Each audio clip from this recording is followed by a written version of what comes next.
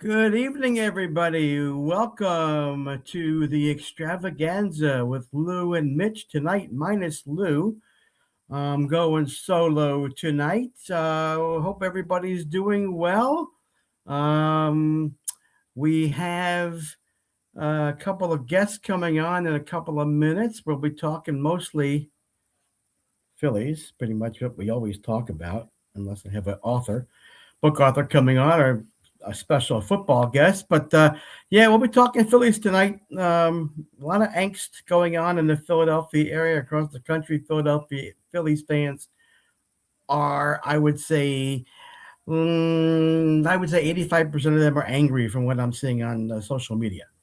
But we will get to that in a little while. We're going to first talk about some NFL and college football. What a great football playoff championship game we had, NCAA championship game.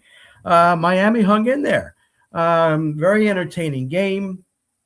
Um, I don't know that anybody thought that Miami would do what they did in terms of hanging around, but Indiana, Mr. Coach Signetti, knows what he's doing. Mr. No Smile Until I Win Signetti um, did what they had to do. They went undefeated. Are you kidding me? They are back as a football powerhouse now after 2 years only of Signetti going there. They are football champions. So I bet you there'll be a lot of kids clamoring to get to Indiana in the next couple of years. So congratulations to them. A couple of things that disturbed me at the end of the game. Miami quarterback didn't go shake hands. Don't know if it's true or not. Somebody said it wasn't true when posted on social media that he said he didn't have to shake anybody's hands. Well, I don't know if it's true, but the fact is he never did. The other annoying part was, and this was a little contradictory. I forget the names of the kid who had those two touchdowns, and great game, great runner. Um, and again, I don't know. I didn't read, didn't see enough about what precipitated his punch at the Indiana player. But then you saw him come out. I guess had to be afterward and shake Indiana quarterback's hand. So, not sure what that's all about. You shouldn't be throwing punches, but it was good to see you go out and shake the guy's hand. So, very fun quarterback, and very fun game. Um, just a fun game to watch. No pressure on us being fans. I was rooting for Indiana. Um, got some family who went there, and pretty much all Big Ten fans. They went to University of Illinois. The one did not, and he went to Salukiville and at Southern Illinois. But pretty much rooting for Indiana to win that game. So that was a fun ending to the college football season. And then we were able to watch, those of us who are interested in the Eagles. Um, we didn't have any pressure. Didn't have to sit there with angst and watch the inept offense attempt to win a game. So that was kind of fun. Just easy to root for some teams. Um, and as you know, the Denver Broncos and the New England Patriots will be playing to go to the Super Bowl. Bo Nix will not be on the field. What a devastating loss. Oh my gosh. Poor guy. Um, it had to be one of those freak things. We watched the play. You couldn't really see it, right? You couldn't really see it at all in terms of what happened. He didn't really limp off the field. And then all of a sudden you hear, hours later that he's out. And I had to do a double take. I thought I saw a notification on my phone, excuse me, at Bo Nix out for the season. I was like, Bo Nix out for the season. Come on, somebody made a mistake. And I go on and I'm looking, and all of a sudden I get a message from one of my nephews. It said, Bo Nix out for the season. Quickly get on ESPN, and son of a gun, there it is, out for the season. So Mr. Stidham, I guess is his name, is going to be quarterbacking against the Patriots with Drake May, who did not have a really good game. Um, both teams had the ability to win if Denver had Bo Nix. Well, that's not happening.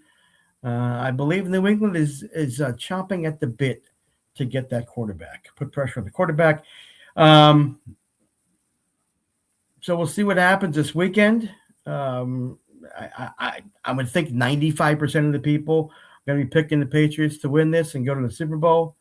We'll see what happens if Denver can stay with them for the half. Again, it's football this season. You never know. One thing I will tell you is that, look at Nick Foles of the Eagles and him as a backup quarterback. What did he do several years ago? He won the Super Bowl against Tom Brady. So things happen. It's the NFL this year. It's crazy. A lot of turnovers in these playoffs. It's nuts. It's just absolutely insane. I've never seen so many turnovers in playoff games in my life. So, but that's football, and we love to watch it, and we love to see the action, which is great. Watch these quarterbacks and these offensive players and these defensive players make plays. Then you go to the NFC Championship game with the LA Rams playing the Seattle Seahawks. Sam Darnold's playing pretty darn well. Has for the whole season.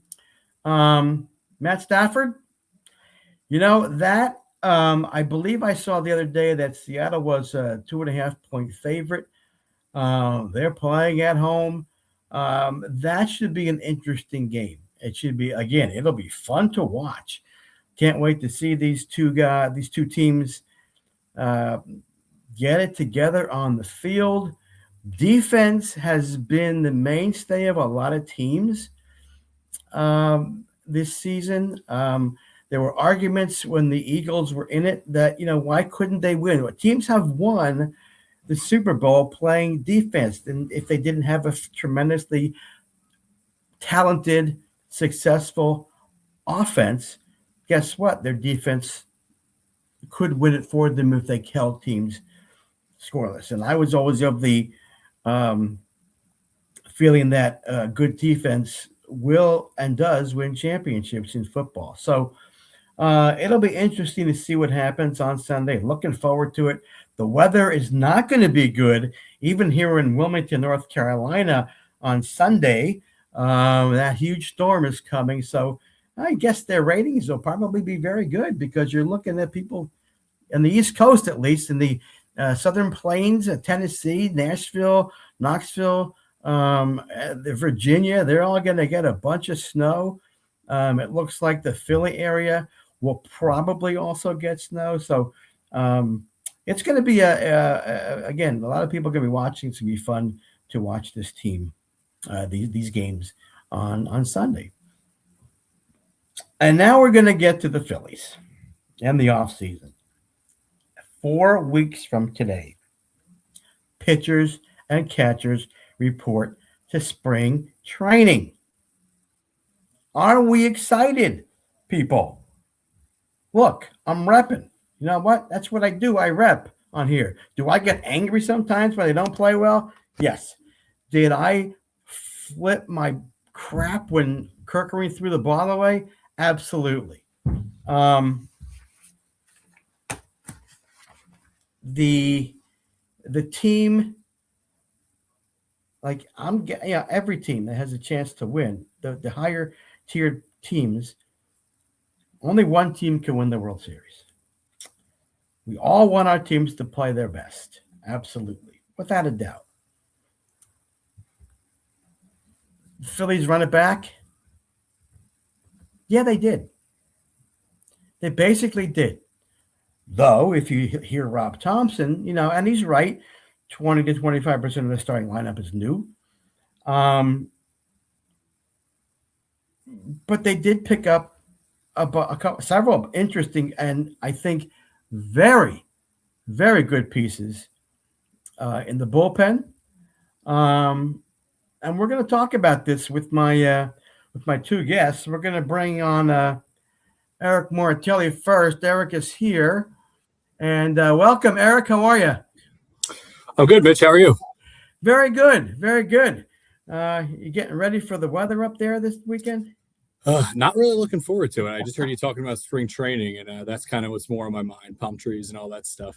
Yeah, yeah. I can imagine. But that storm is going to be nuts for a lot of the central and east coast. It's going to be crazy. Yeah, not looking forward to that at all. No, Not a snow guy. no, I'm not. That's why we moved to Wilmington, North Carolina. There you Um, but we did get, believe it or not, we got snow last year, which was crazy. They don't know how to get rid of it, which was even more interesting. But and it's gonna, next week it's gonna, and we're gonna get. They think we're gonna get ice. It all depends upon where that storm goes. So we'll see what happens with that. Hopefully it's just rain, and we can deal with it. And then the next week we're actually getting down below 20 a couple of nights. So abnormally cold for us here. Yeah. And we wanted to get below the snow line, which we did. But listen, for us, once it hits February 1st, it's like, okay, we only got about 15 more days. Kind of like when spring training starts, where the weather's really kind of starts to level out into the 50s and then continues to get warmer. So, and then I can do some more fishing, which is going to be really fun. There you go. Yeah. Spring's always good for everyone, right? Always, always. Waiting for Alex to come on. So, this a lot of angst. Eric, a lot of people are really pissed off about Dombrowski and what he quote didn't do. When I'm going to wait for Alex to come on because I want to review this with both of you. Yeah, absolutely. Are you hearing the same thing though? You feeling the same thing? Yeah, I feel like it's been a lot of animosity and hate thrown toward the front office. And I don't want to get into it too much before Alex jumps on, but some of it might be, I guess, deserved, but I think most of it is based on the fact that look, they're a big market team. The expectations the last couple of years and what the team has done, I think, has kind of set people to a certain expectation level. And right now they're not meeting that, but do they really have to? Right? Like you're not going to go out and give Bo Bichette a $42 million a year contract. It's just not feasible. Right. But now it kind of feels like, oh well, other teams are making moves. Why aren't we getting those shiny new toys as well? And I'm thinking, I thought about this today. I wonder if some of this is just ongoing frustration with the Philly fan base with what the Eagles did this year. The Eagles were totally disappointing with their offense. One and done in the playoffs, which I kind of figured. I think a lot of people figured it was going to happen. And now you got to deal with this team, this administration, this front office, who quote didn't do what they quote were supposed to do. They were never giving Bo Bichette. Listen, he threw them. He threw him for a curve. Dombrowski. I can see him going 4-lettered. Are you effing kidding me? When he found out that Bichette was going to the Mets. There's no way he was paying somebody $42 million. Now, I will tell you that I heard watching one of the podcasts from Philly this week, Liz Rozier said, and this is another argument with the I want my trophy back, stupid money, spending stupid money.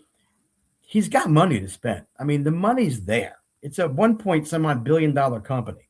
At this point, if it was me, I'm going back to get Harrison Bader.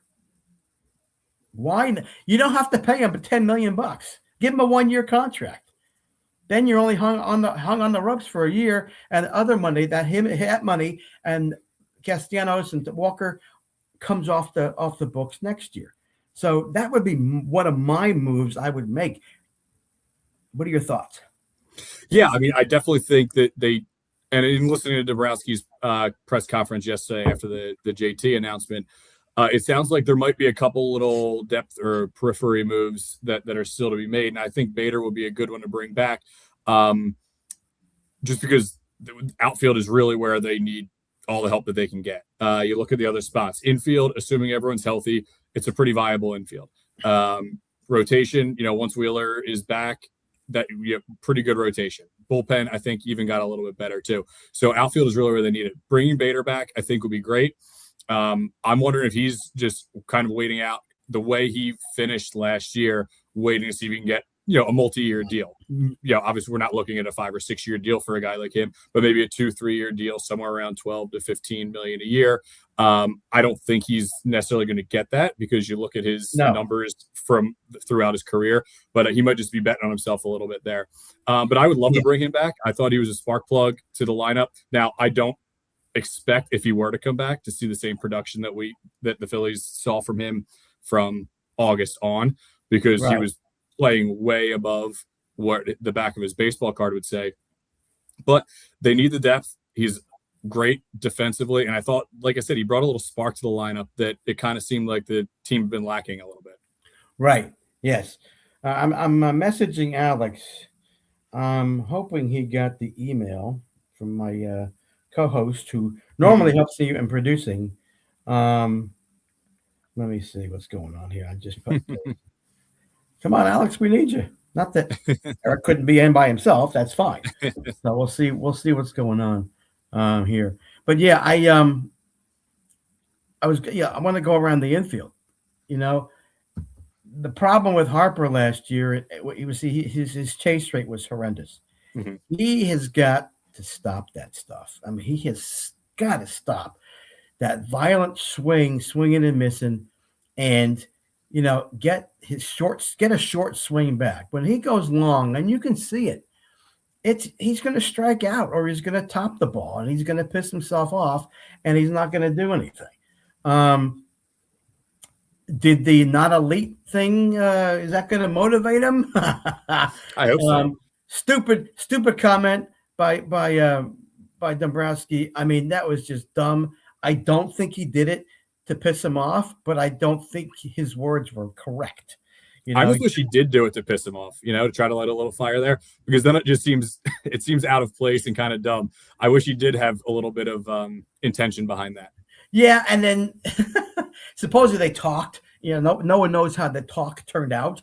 But I just read today that they talked and maybe iron things out. But is Bryce ready to do what Bryce can do? Hopefully he stays healthy and he can do that. Stott, Gold Glove candidate every year. Now I'm disappointed in his bat the past couple of years. He has I'd be fine with 250 from him. He'll hit he'll hit 10 home runs, which is great. But listen, some guys are and history has said, you know what, you can be a great defensive fielder and not have to have a bat 280, 290. 250, I'd be happy with Stott. Yeah, especially on the second base, that'd be perfect. Yeah. Turner, he won the batting championship. He's got a great. Well, that's not him. He's improved his infield. I wish he'd stop throwing the ball away the way he does. But he's shown obviously the range and the ability to play a decent shortstop. People don't like Bohm. I don't like Bohm for the fact that he still hasn't matured. But if you see him play third base all year, he makes plays. And then JT is back, and he'll hit. If he can get back to hitting the way he hit 2023 and 24, going the opposite way and really coming up with clutch hits with men on base, we want that Alec Bohm back, right? And then you got JT. Okay, maybe they paid him a little too much, and people say he played them. You know what? You needed the back. You probably didn't have to pay him 15. You could have probably got him for 12. But you got the guy back there who's a pretty damn good catcher, who I trust with any pitcher throwing any ball in the dirt to block, just like Chooch in the year back in the day, right? Great catcher. the hope is that he can turn the bat around a little bit and stop swinging at balls on the outside and balls up and in the dirt. So that's the only concern I have. But listen, that infield is great. We did not complain when Schwarber got re-signed. You know what? Maybe he doesn't hit 56. Maybe he hits 48. Still take it. And 120 RBIs. You could not sign the guy. You had to bring him back. And we all I think that was pretty much the most important aspect of the offseason, really. I mean, if you last year, so Schwarber had the 56, I think Harper had like 27. The next closest was Kepler with like 17 or 19 or something. And Kepler wasn't even an everyday player by the end of the year. So I think it was imperative to bring him back, or you had to go out and get another power hitting bat somewhere else. Exactly. And again, that's what we know, that we needed the right-handed power bat. Okay, Bichette played you, so to speak. What else can you do, right? So the infield is set. In my mind, I'm okay. Again, obviously with Schwarber. The outfield is not as set as we'd like in terms of confidence. JP Crawford, Justin, let's show us what you got, right? Show us what you got. He had a great minor league career. Thompson said we're going to give him as much time and effort to get to that starting lineup, right? What are the other options in center field? Yeah, it's Rojas, I guess, right? I mean, and I think there's a thing that they could do here with, like, if Crawford ends up being, I think actually he projects more as a left fielder, but I think they're going to have to put him in center for right now just because of his athleticism. But if he turns out where the bat's not there either, then you might actually see a situation where, Rojas has to come up again and play a solid defensive center, which I really don't think we need to get to that point. The Phillies are a big market team. And the fact that outfield has been a consistent gaping hole now for even through this entire playoff run, it's been bad. So it's something that needs to be addressed. And I'm really hoping Crawford can kind of come up. And again, we're not going to see power out of him, but just get on base, play a solid defense. And I'm hoping that the ground ball rate is something that that has been addressed, and hopefully it's something he can fix. It's weird because the way scouts are kind of divided on him. People around baseball, or some people think he's not going to translate well. Others think he will. So I'm really curious to see what he can do. But yeah, I really hope, because with his speed and his athleticism, if he can just get on base, he can make things happen. Yeah, and that's exactly what I was thinking. The same thing. Okay, left field. And like you said, we're looking at, a platoon, and I can't stand platoons. The guys don't get up, set up, fill a rhythm, to see the pitches every day, to feel comfortable in the box. But you got Marsh and Otto Kemp, I guess, playing in left field. What are your thoughts on those two?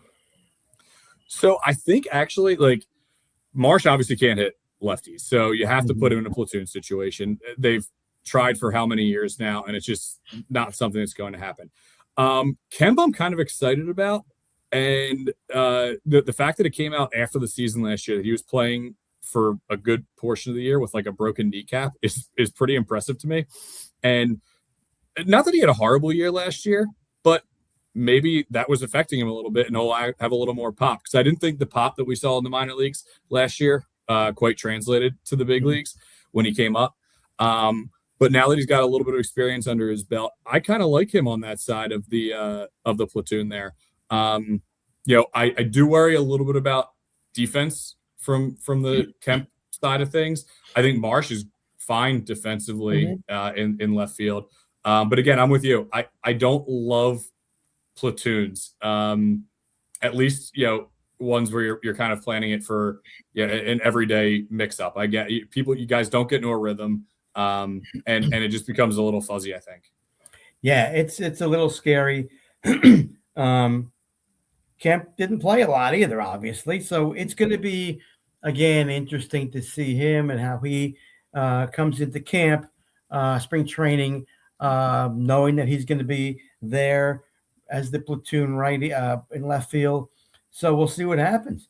Yeah, maybe. Listen, maybe Crawford and Kemp surprise us. We don't know. We just don't know. We know what we've got pretty much in Crawford from his stats in the minor leagues. Yes, ground ball rate, correct. But you know what?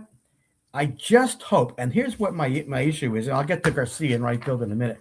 The pressure that these guys put on themselves, which has gone on now since for 23, 24, and 25 in the World Series and playoffs, they got to stop putting pressure on themselves. I remember an interview, I think it was in the World Series after one of the games, or I don't remember, it was in the postseason last year. The reporter walks up to the player and says, "What about your do you have any expectations?" I don't put expectations on myself because I just want to play it day by day. Because if you put expectations, you don't reach that goal. Like they said last year, the Phillies, we're getting to the World Series. Well, what happens if now you're in the playoffs and you're thinking, oh, we got to get to the World Series. That pressure, I think, begins to pound down on their heads, in their brains, and they freeze up, right? And I think someone's got to get to them, and maybe that's Don Mattingly, and he gets to be able to say to them, fellas, it's a regular game. Stop with the expectation. Someone's got to say to them, I'll go out to Clearwater and say, hey, guys, you know what? Take it day by day. Relax. When you get to the playoffs and the expectation is you're going to be in the playoffs, play the same way. We want you to win, and you want yourselves to win, but don't expect to win, because now you're putting a lot of pressure on yourself. So I think that's what's happening in their brains, especially now that they've lost the way they've lost 3 years in a row, right? So somebody's got to smack them around a little bit and say, fellas, stop. Just play. Yeah, I agree. I mean, I think I think they do press a lot in the post, because you could see over the course of the regular season, they can hit a little bit. I mean, obviously it's an up and down offense. They score in droves and they go into cold spells, but it's been 3 postseasons in a row now that you just alluded to, where it's basically been the same issue every single year. It's that the offense just completely goes silent. Now, last year against the Dodgers, that pitching staff was tough. And the fact that even when you knocked a starter out, there were 2 more starters who were ready to go in the bullpen behind them didn't make it any easier. But I think the offense definitely presses. They chase pitches they shouldn't be chasing because they're just trying to make things happen early and try to jump on a fastball early. And something's got to change. The approach there has to change as you get into October.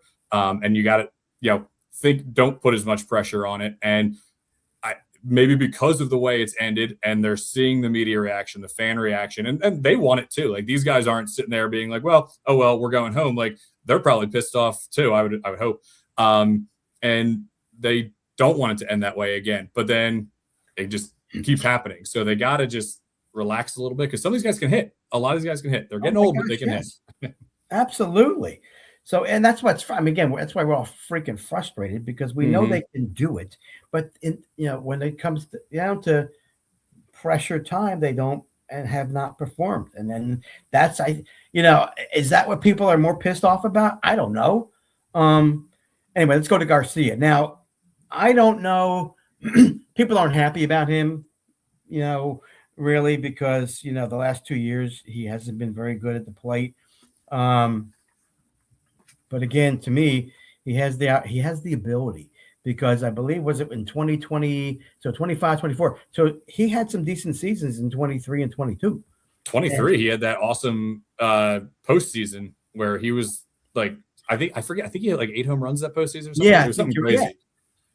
So let's give this guy a shot, right? Let's see what he can do.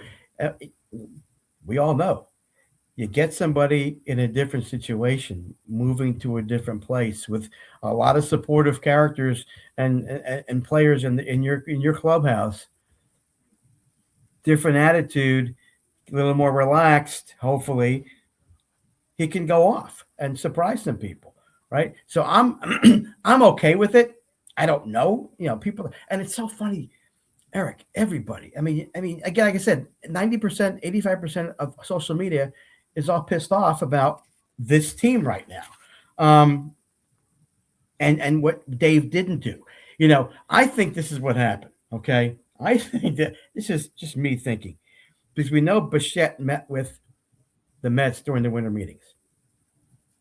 And I'm wondering if, in fact, the Mets said, you go and explore your options, see where you can go. And time went by, and he maybe talked to other people. And then it came to the meeting with the Phillies. And, the day before, he says, uh, Dave gives him 7,200. And it felt pretty good. And then we find out the next day that he probably said to Cohen at the Mets, they're giving me 7,200. What is your offer again? 3 for 126. I'm going. Right? You can't do anything about that. No, and that's, people can't get angry at the Phillies front, because this is actually a situation where they were right in it, right? And they were, yes. And when this offseason began, right, there was the expectations that I think were set from the team were re-signing Schwarber, re-signing JT, adding on the fringes. Yep. And that's essentially what's going to end up happening. The problem is, and why people are so pissed off, is because it got public that the Phillies were in on Bichette. They didn't get him. Tucker goes to the Dodgers, who beat the Phillies last year. Then you get beat out by a division rival in the Mets, but there's nothing that we could have that Middleton or Dombrowski could have done here. Bo Bichette would have obviously made this lineup better. They needed a right-handed hitter who can get on base, who can can rack up the hits that he can hit, but he's not a $42 million a year player. And the contract is insane. Like with an opt-out after every single year. Yes. I mean, this was to me, it was one of those, like, Steve Cohen was angry that they lost out on Kyle Tucker. And he's saying, I'm going to go get the next best guy out there that we value. And I don't care what it takes. I don't even know if Bichette's agent said anything to the Mets about what the Phillies offer. Because the year, I mean, it was it was almost like a $15 million a year difference with those two offers. So I think Cohen just said, here's like a ridiculous number that he has to take it, right? And he did. And can't really blame anyone. I mean, except the Mets. But I think the expectations got set so high because the Phillies are in on him. The Phillies are front runners. The meeting went well. A lot of conversation around it, and then didn't happen. And now it's just the typical ho-hum of what we thought the offseason was going to be. Right. And I also think, again, I'll go back to what Liz said. Liz Rozier said, he's got the money. You're going to pay tax anyway. Spend another to me, again, maybe this is what they're thinking. And I want to get your thoughts on these short-term contract deals too. Mm-hmm. Spend $10 million for a year. You're going to not be playing baseball, or there is going to be a lockout, right? Go for 1 year with Bader for $10 million. Get him in there. Now you have a solidified, pretty darn good defense. You got a right-handed bat. He's not necessarily a power bat, but you got somebody that can mix it up in that lineup, which is obviously, we know, is lefty heavy. And just spend the $10 million. It's, again, you're going to be paying the tax anyway. Just, you want to make your team better, and this is what people are mad about. You want to make your team better, show us. Go out and do it. Go get Bader, spend the 10, and then I think that would alleviate some people's stress. I think so. And then you got guys in the 40-man roster who you can easily dump. I mean, I looked at that roster the other day, and there were like 3 or 4 guys that from minor leagues that they put on there that don't deserve to be on there. So they can do it. There's wiggle room, yeah. What do you and listen, I'm going to go. Let's go back to. All right, before we go on, I'm going to go talk about the Mets after So these short-term deals, I don't know how many of these guys have them. I don't think there's too many, right? Um, I mean, you got the. Does it have any impact on? Does the pending lockout have anything to do with these? Some of these, I mean, there aren't that many. So these short-term deals. Yeah, I don't know. It's because for a long time, I mean, and it really kind of started right around the time that the Phillies, you know, notched Harper for the 13-year deal is when those real long contracts that lowered the AAV kind of came into play, and that was really how it was going up to the last couple off seasons. But yeah, I think some of these guys are now seeing, well, if I take a shorter contract, I'm making more money in those years, and they're getting these opt-outs too. Like the opt-outs for Bichette, going back to that contract real quick, just to answer your question here, he's going to be 28, I think, to start this season. So if he opts out, he'll be 29 to start 2027, should that season occur. I mean, he's right. He could make 20 or 42 million from the Mets this year, and then in theory, if he wanted to sign a long-term deal next offseason, he could still do that. And at 29 years old, he could feasibly still get a 5 or a 6 year deal. And if he plays really well, it could be right around that 200 million that the Phillies offered. So, I mean, I think a lot of players are seeing this as an option and something that's attractive because it gives them flexibility, right? It takes power away from the team that controls you. And now, oh, I had a bad year. Well, I'm still getting paid $42 million. Or I had a great year. Oh, maybe I can capitalize on that, opt out, and see what I can get next. So I think in the player's mind and the agent's mind, these short-term deals are more attractive. Yeah. The problem is how many teams can actually afford these deals? Right. It's essentially maybe, I mean, we just saw the two who can do it. The Phillies aren't doing it. The Cubs aren't doing it. Like there's other teams that have money that I just don't see doing these things. So I don't know how sustainable they are unless you're willing to, pay, 110% of that luxury tax on each of these huge contracts. And, Kyle Tucker is not a $60 million a year guy. Will Bichette is not a $43 million a year guy.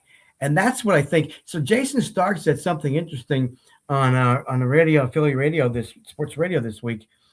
He said that, and this is going to be interesting, a lot of the owners and front offices were not happy with what the Dodgers did. And if that's true, I wonder if there's going to be some dissension and some real interesting discussions amongst the owners during the season as the season ends toward this lockout. Because couldn't you see a bunch of these players, the Dodgers, the Mets, saying those who have the money, saying, what's the problem? We got the money. I'm sorry you don't have the money. But if a lot of other guys say, listen, you know what, we're going to go with, could it be a salary cap? I don't know. But I love the fact that there might be some dissension amongst the owners because they all have the freaking money. They all do. And that's the thing. That's the thing that gets me the most because, you look at teams who have just perpetually not spent. And here's one that really got under my skin. The Milwaukee Brewers. They get hot at the right time last year, end up going in as the top seed in the National League and get trounced by the Dodgers in the championship round. Yeah. And now they're going off and selling this year. It's like, come on, like you thought you were that close, and now you're just going to go sell. There's teams that you always expect to do it, right? The Marlins are never going to spend money. The Pirates are never going to spend money.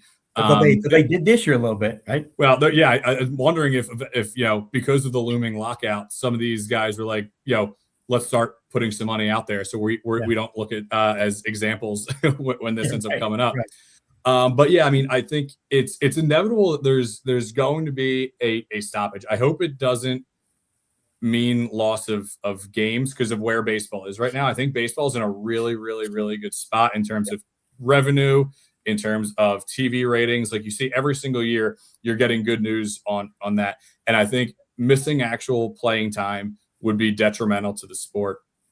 And I think both sides have to see that and know that. However, both sides are so far apart on the salary cap issue. the Players Association is going to do everything in their power to not have a salary cap, right? That's the one thing that is going to hurt players in the game of baseball.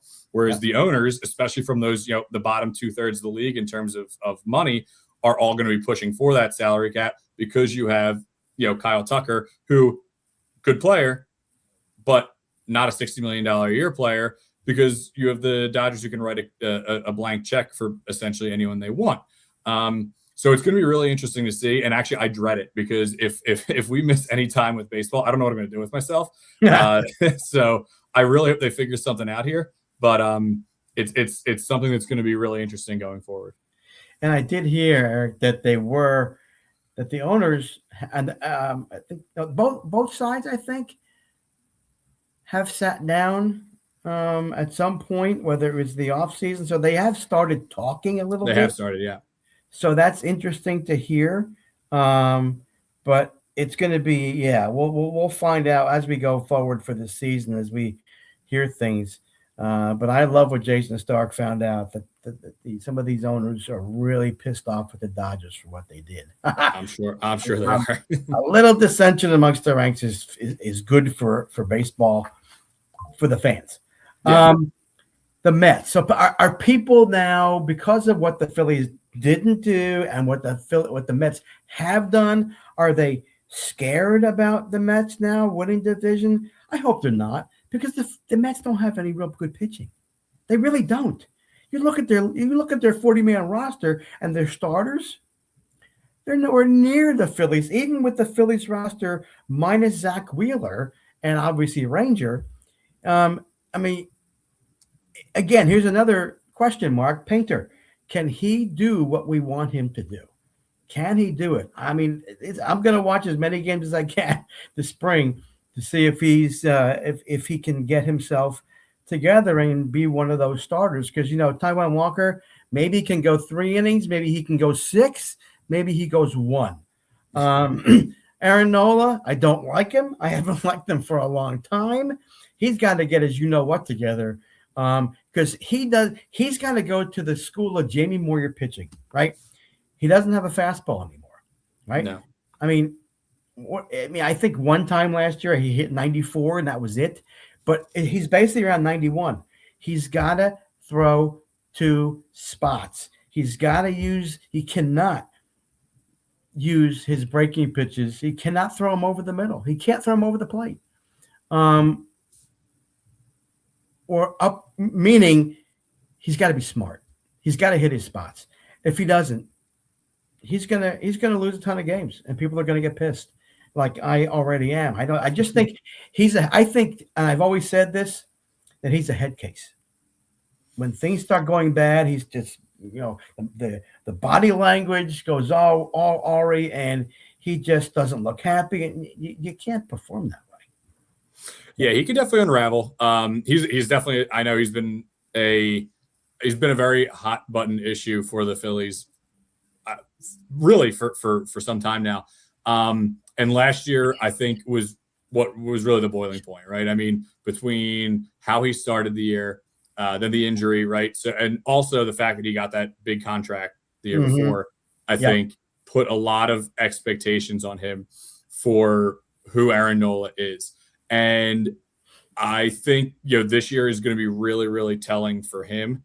And I personally don't think we're ever going to see, an Aaron Nola with a sub 3.5, 3.75 ERA ever again. However, if he can stay healthy and eat innings and be that 200 inning a year guy, get right around 200 strikeouts, that's still really valuable in the game of baseball today with this state of starting pitching. Yeah. So again, I think the biggest thing is expectations for Aaron Nola need to be tempered. Yep. The fact that when he was drafted, right, the Phillies starting rotation at the time was not good. They were, Hamels was out, basically the same year that he came up. And then he was kind of looked at as like the guy, right? Oh, they drafted a guy who's come up right away and he's supposed to make an impact. Then he had that great 2018 season. He's got some other good seasons in there, but I don't think Aaron Nola is, an ace. And I think that's what the expectation was when he first came up. Now I think Aaron Nola can be a really good 2-3, a really good 4 guy in your rotation, but it all depends on keeping the ball in the ballpark and just continuing to eat innings, because that's really what his value is at this point: eating innings and striking guys out. And he's listening. Yes, he's got history to do that. He just leaves too many balls, like I said, up in the zone, bombs away sometimes, and that I think gets to him. And then they just can't perform. He can't get it together. What do you think Don Mattingly's presence? What do you think his impact is going to be? I think it's good in a couple different ways. I think it's good from a player's perspective. Just another guy to go talk to, a guy who's has significant big league experience, both on the field and as a coach and manager. I also think it's really important to have another guy who Rob Thompson can kind of bounce ideas off of. And I think that's really where I'm looking at a lot of value coming in for this. And believe me, I'm not amen to that, Merrick. I'm not a Rob Thompson hater by any means. However, I think there's times where he's almost loyal to a fault sometimes, and he will keep going to the same guy over and over and over again, even if they're struggling. Or go to the wrong guy in a bullpen situation. Having a guy with a lot of big league experience from a managerial perspective, I think is really going to be beneficial for Thompson to just bounce ideas off of, help him make some decisions. Not saying that Thompson can't do it on his own, but I mean, it's just like any other job, right? Like collaborating and getting other ideas and other input is valuable in any industry you're in. And I think it's, just as important, if not more important, sitting in a major league dugout. Yeah, he rubs me the wrong way. He's consistently left guys in too long. He takes players out of the lineup when they're hot. Come on, what are you doing? I don't care if he's a lefty going on lefty or whatever. The guy's seeing the ball. Why are you taking him out? Forget the damn righty-lefty thing. Yeah. Don't you see that with your eyes that he's seeing the ball well? Rob, let him play. He's in his zone. Let him prove it. Him continue to prove himself until he can't. And he goes in an 0-for-10 slump or an 0-for-series slump, then you put somebody else in. That's what really angers me, and it happened all the time last year. What are you doing? Take him out. Why is he not in the lineup? So that's frustrating to me for sure. And again, the loyalty thing with let's leave him. Yeah, he's a bullpen. Yeah, he had a bad. Let's bring him back in. What are you, nuts? Has he figured it out in 24 hours? That's what bugs me. But I agree. When I heard that, I said this is going to be great because, like you said, it's another ear. There's another piece to communicate with. Well, what do you think about this? Or what do you think? And Don will say, you know what? And I think that's really good. I really think that's good. So we'll see. Hopefully, like you said, that we'll April, May, we'll get to see it, and we will know, right? We will know if that has had any impact when he leaves the guy in too long. Let me ask you about the bullpen. So we got Keller, we got Alvarado, Duran. Duran's our closer. Do we have now a choice in the 8th inning? Right? I think so. Which is good. I think so. I was shocked actually that they were able to get Brad Keller in on that deal, because I feel like there's a flurry of bullpen moves and like minor moves that kind of all happened leading right up to that. And then I see my phone and I'm like, oh wow, okay, getting Brad Keller in here, that's kind of fun. I think I would trust him, and between him and Alvarado taking switching out for the 7th and 8th and leading up to Duran, I love that move there. I think he's a guy who can be relied on. And also now you have that righty lefty, because last year I felt like it was a lot of Strom or Alvarado, both lefties. Here you kind of have a righty and a lefty to go back and forth depending on the matchup and the situation. So I think the Keller move, other than bringing back Schwarber, was my favorite move of the offseason. Yeah, I totally agree with you. Yes, I didn't know much about Keller, so I had to look him up. When I saw it, it's like, oh damn, that's pretty. That could work out pretty good. Yeah, that was great. The only issue, let me ask you about Duran, because I got frustrated with him. Yeah, he can throw 125 miles an hour, great. But more times than not, these guys would catch up to him and take him out of the ballpark. So my biggest complaint was, would you please use your breaking pitch more? Don't continue to go up and throw 102. These guys will catch up to it. And there were a lot of times when they did. They may not have hit a home run, but they made contact and drove in runs in the ninth inning, which you don't want to have happen.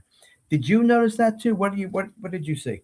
I did, absolutely. And it's funny you say that because I felt like the first, what was it, like 3 or 4 outings he had for the Phillies, were they not the most electric relief outings we had seen since Brad Lidge in the 2008 World Series?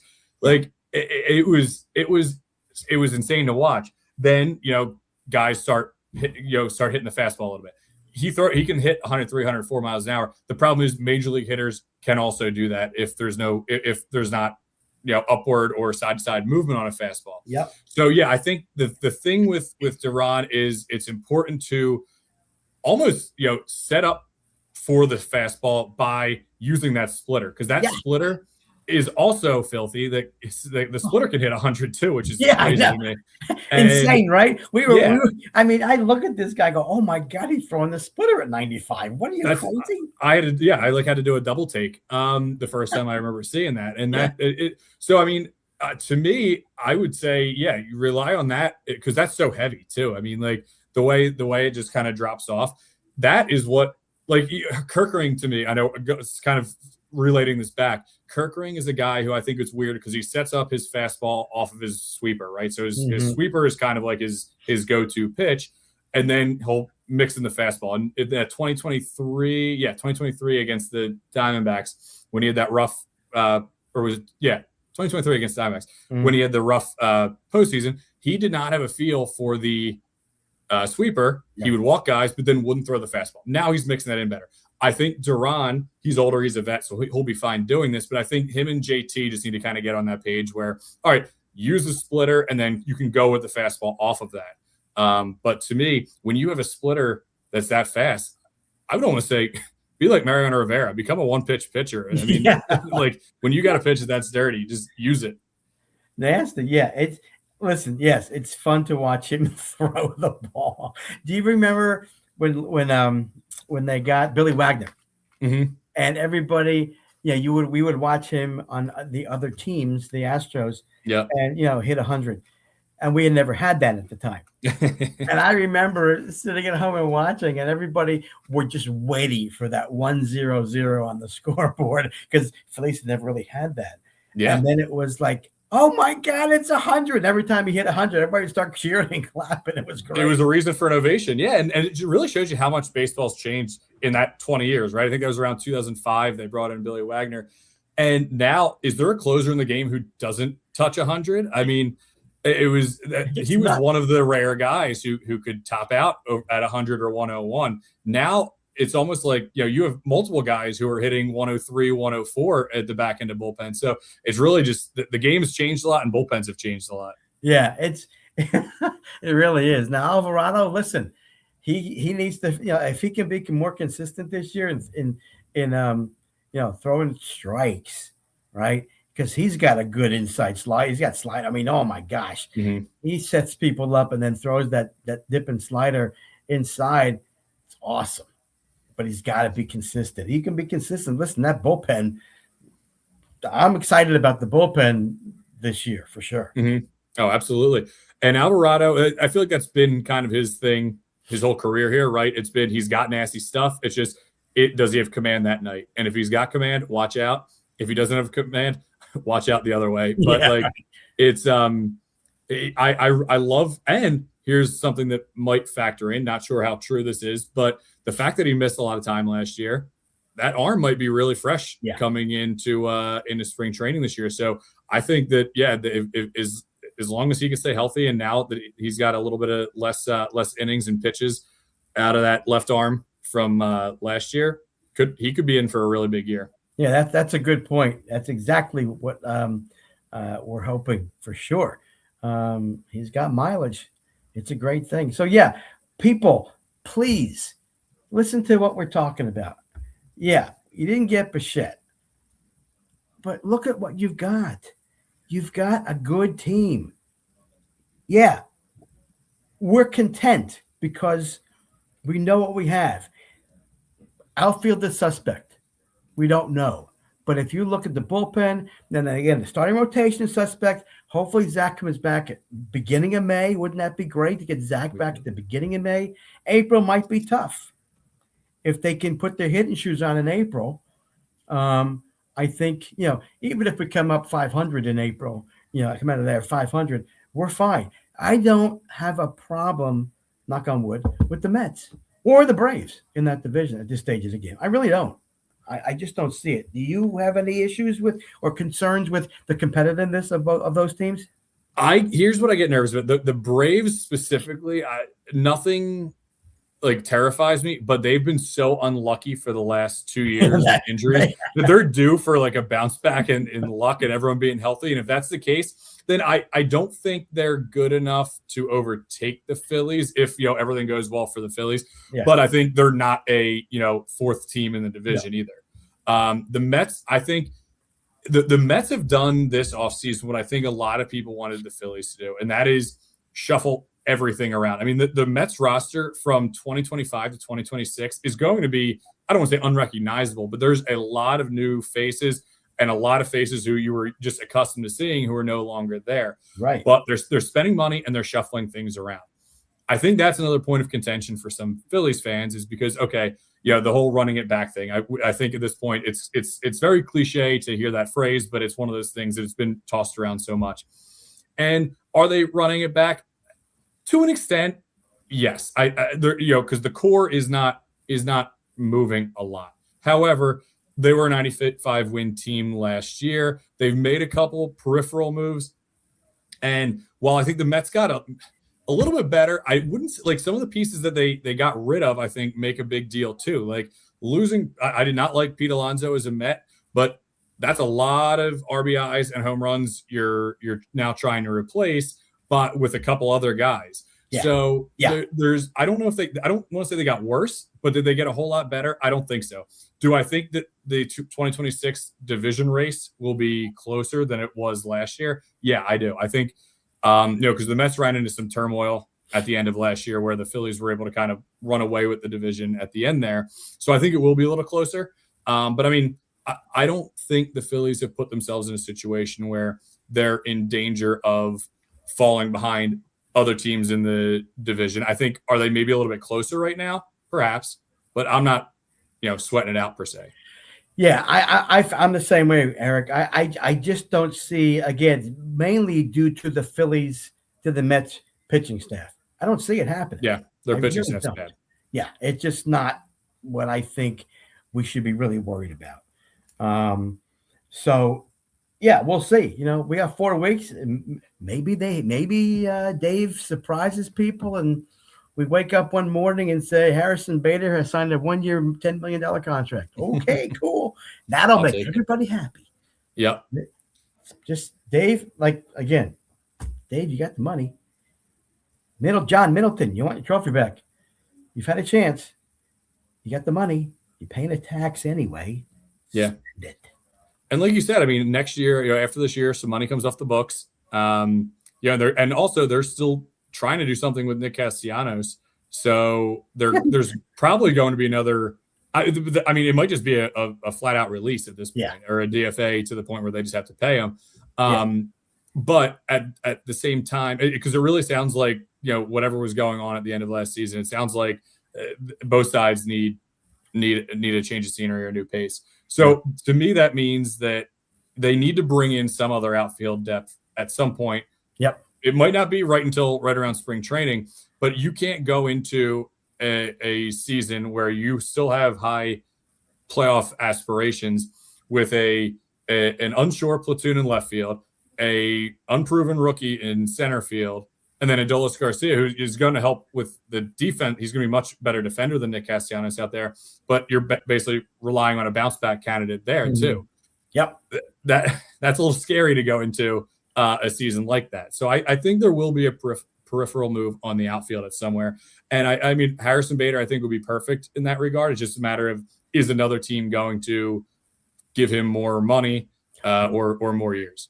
Yeah, and I haven't heard anything with regard to that. So, maybe the Phillies have the inside track. He'd want to come back to the Phillies. I would He'd think so. He seemed to have a good time.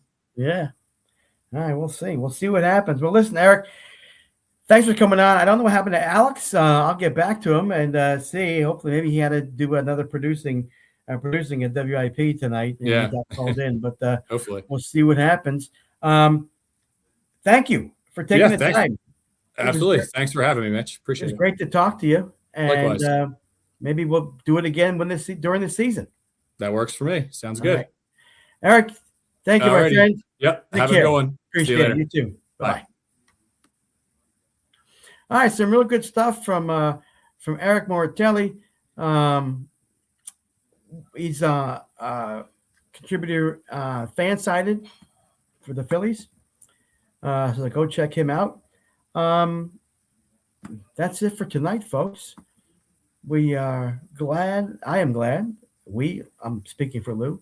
Glad you could be here with me tonight.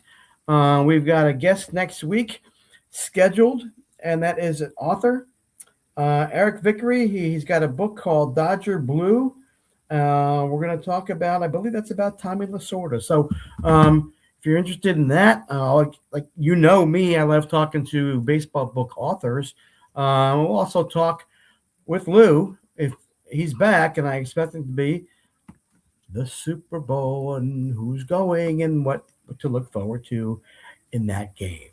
So, and then the Olympics are starting soon too. So we might get into some of that when they do start. Thank you for being here. Like I said, appreciate it. Everybody have a good week. I hope you are safe and warm wherever you are, if and when that snow hits you. And we're going to hunker down on Sunday and just watch some football because it's supposed to get nasty here in Wilmington, North Carolina. So take care, everybody. This is Mitch Bernstein for Lou Gamelin, the Extravaganza with Captain Lou and Mitch, wishing you a good week, and we'll talk to you next week. Take care. Bye-bye.